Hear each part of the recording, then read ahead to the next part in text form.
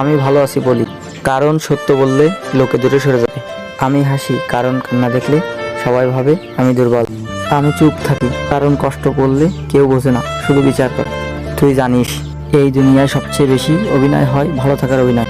সবার চোখে মুখে একটা মুখোশ, যার পেছনে লুকানো হাজারো না বলা কথা। তুই যদি চিৎকার করে বলিস আমার কষ্ট হচ্ছে, প্লিজ একটু পাশে থাকো, তাহলে লোকে বলবে এত সেনসিটিভ হলে দুনিয়ায় বাঁচবি কিভাবে।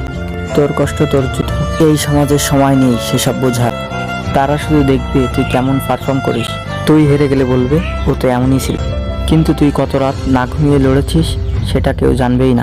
তুই আমি তোর মতো মানুষদের বলি, নিজেকে ভালো রাখিস কিন্তু ভালো থাকার অভিনয় করিস না। চুপ করে থাকিস কিন্তু নিজের কাছে চুপ থাকিস না। আর হ্যাঁ, তুই যদি একদিন একদম ভেঙে পড়িস তাও মনে রাখিস এই দুনিয়া দেখবে আর মজা নেই। তোর চোখ শুকাতে হবে তোর নিজেরই হাতে।